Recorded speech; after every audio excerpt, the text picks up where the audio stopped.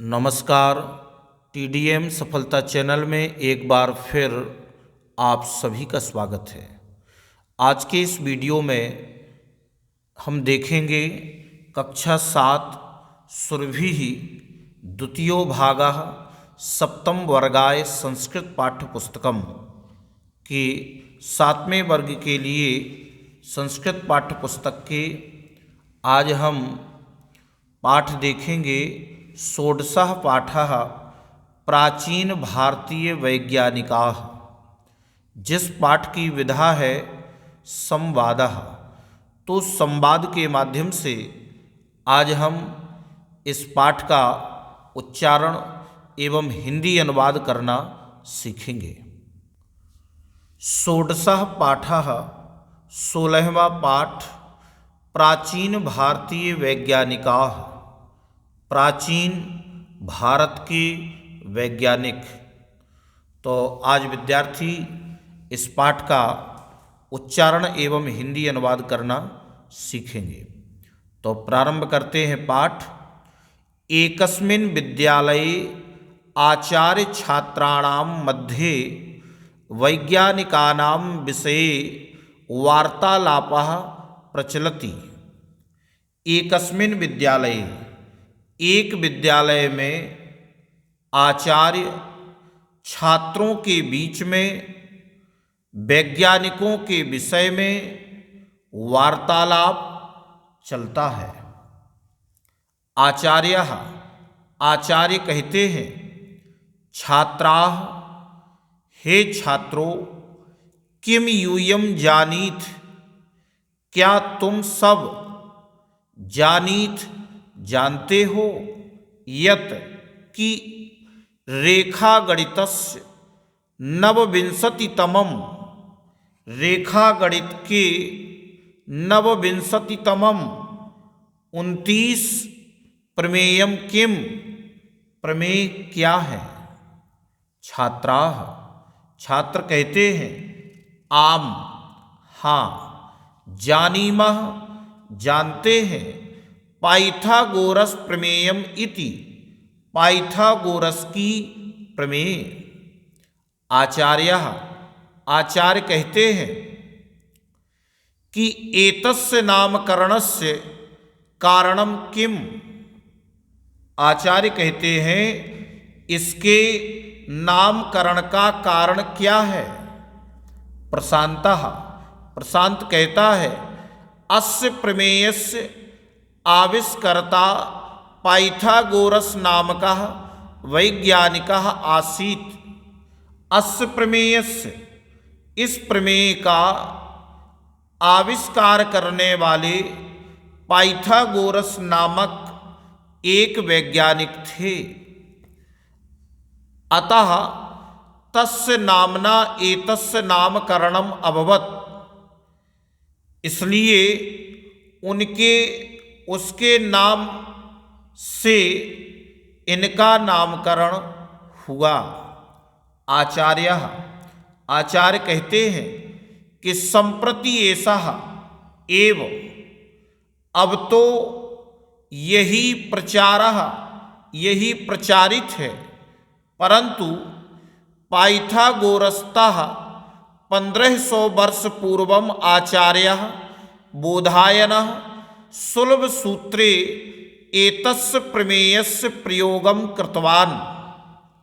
परंतु पाइथागोरस्तः यानी से, पाइथागोरस से 1500 वर्ष पूर्व आचार्य बोधायन ने सुलभ सूत्रे, सुलभ सूत्र में एतस्य प्रमेयस्य, इस प्रमेय का प्रयोग किया था।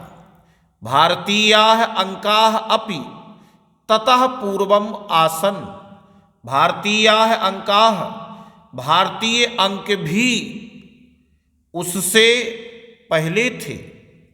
नीलेशः, नीलेश कहता है, महोदय, प्राचीन काले भारत देशे वैज्ञानिकाः आसन किम, प्राचीन काल में भारत देश में क्या वैज्ञानिक थे। आचार्य कहते हैं कि भारत देशः वैदिक कालात् एव वैज्ञानिकानां देशः अस्ति। भारत देश वैदिक काल से ही वैज्ञानिकों का देश है। चिकित्सा, अभियांत्रिकी, गणित, विज्ञानादिषु क्षेत्रेषु भारतीय वैज्ञानिकाः बहुकार्यं कृतवन्तः। चिकित्सा, अभियांत्रिकी, गणित, विज्ञान आदि के क्षेत्रों में भारतीय वैज्ञानिकों ने बहुत सा कार्य किया हुआ है। सौम्या, तो सौम्या कहती है, महोदय वनस्पति विज्ञान विषये किम कार्यम भारते अभवत। महोदय वनस्पति विज्ञान के विषय में भारत में क्या कार्य हुआ।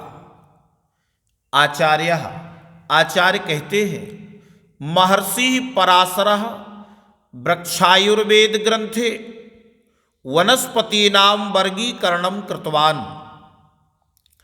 महर्षि पराशर ने वृक्षायुर्वेद नामक ग्रंथ में वनस्पतियों का वर्गीकरण किया था। वृक्षेषु प्रकाश निस्सारण क्रियायाः प्रकाश संश्लेषणं पर्णस्य अवान्तर्भागानां प्लाज्मा इत्यादीनाम् अपि वर्णनं पराशरः कृतवान्।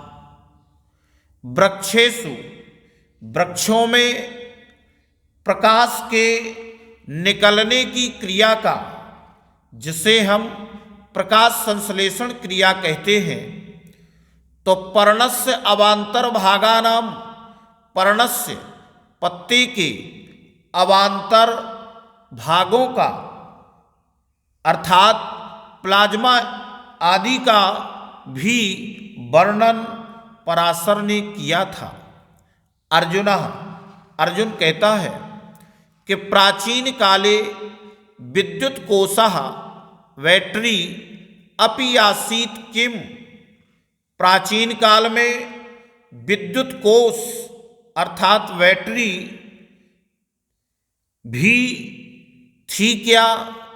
प्राचीन काल में बैटरी भी थी क्या। तो आचार्य कहते हैं, अवश्यमेव आसीत, अवश्य ही थी। ताम्रपत्र, जतुपत्र, कृष्णांगारचूर्ण, पारद इत्यादीनां संयोगेन विद्युत उत्पन्ना भवति इति महर्षि अगस्त्यः लिखितवान्। तो ताम्रपत्र, जतुपत्र, कृष्णांगारचूर्ण, पारद आदि के संयोग से विद्युत उत्पन्न होती है। इति महर्षि अगस्त्यः लिखितवान्, महर्षि अगस्त ने लिखा था। तो केशवः वदतु कृपया अस्माकं भारते गणित विषये अन्यत् किम प्रमुखम कार्यम अभवत्। केशव कहता है कि महोदय वदतु, कृपा करके बताइए, अस्माकं भारते हमारे भारत में गणित विषय में अन्य किम प्रमुखम कार्यम अभवत्, कौन सा प्रमुख कार्य हुआ। तो आचार्य कहते हैं कि प्राचीनः भारतीयः महान गणितज्ञः आर्यभट्टः प्रकाशस्य गतिम सम्यक जानाति स्म। प्राचीन भारतीय महान गणितज्ञ आर्यभट्ट प्रकाश की गति को ठीक तरह से जानते थे। पृथ्वी गोलाकारा अस्ति, पृथ्वी गोल आकार की है। पृथ्वी स्व अक्षे भ्रमति, पृथ्वी अपने अक्ष पर या कीली पर घूमती है। तेन एव दिन रात्रि भवतः, उसी के कारण से दिन और रात होते हैं। पृथ्वी सूर्यस्य परिक्रमां करोति, पृथ्वी सूर्य की परिक्रमा करती है। तेन एव षड् ऋतवः भवन्ति, तेन उसी के कारण से 6 ऋतुएं होती हैं। सप्ताहे दिनानां क्रमः, सप्ताह में दिनों का क्रम, प्रकाशस्य गतिम, कालगणना गति, प्रकाशस्य गति यानी प्रकाश की गति, कालगणना समय की गणना, खगोल विज्ञानम खगोल विज्ञान, त्रिकोणमिति त्रिकोणमिति इत्यादिषु क्षेत्रेषु आचार्यः आर्यभट्टः बहु कार्यं कृतवान। इत्यादि के क्षेत्र में आचार्य आर्यभट्ट ने बहुत सा कार्य किया था। तो आदित्यः, आदित्य कहता है, आचार्य भास्करः अपि गणित विषये कार्यं कृतवान किम, आचार्य क्या भास्कर ने भी गणित के विषय में कार्य किया था क्या? तो आदित्य कहता है कि आचार्य भास्कर ने भी गणित विषय के कार्य में, गणित विषय में कार्य किया था क्या? तो आचार्य कहते हैं आम, हाँ, गुरुत्वाकर्षण सिद्धांतम पे इति गणित चिन्हस्य मानम त्रैरासिक नियमादीन भास्कराचार्यः प्रतिपादितवान। गुरुत्वाकर्षण के सिद्धांत को पाई नामक गणित के चिन्ह का मान त्रैरासिक नियम आदि को भास्कराचार्य ने प्रतिपादित किया। शालिनी कहती है, महोदय, चिकित्सा क्षेत्रे अस्माकं पूर्वजानां ज्ञानम कीदृशम आसीत्, चिकित्सा के क्षेत्र में हमारे पूर्वजों का ज्ञान कैसा था? आचार्य कहते हैं कि शल्य चिकित्सायाः जनकः आचार्यः सुश्रुतः प्रायशः सर्वाः शल्य क्रियाः करोति स्म। शल्य क्रिया के जनक अर्थात जन्म देने वाले आचार्य सुश्रुत प्रायः सर्वाः शल्य क्रियाः, सभी प्रकार की शल्य क्रिया करते थे।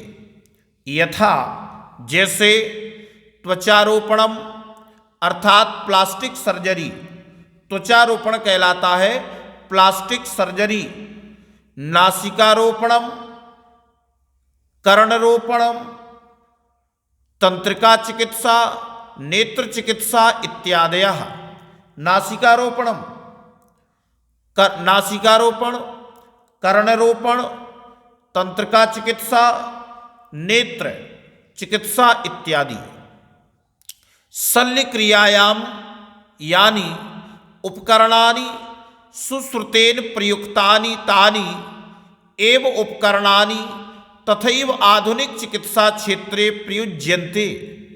शल्य क्रियाया, तो शल्य क्रिया में जिन उपकरणों अर्थात औजारों का प्रयोग सुश्रुतेन प्रयुक्तानि, सुश्रुत ने किया, तानि एव उपकरणानि, उन्हीं उपकरणों को, तथैव उसी तरह आधुनिक चिकित्सा क्षेत्रे प्रयुज्यन्ते, आधुनिक चिकित्सा के क्षेत्र में प्रयोग किया जाता है।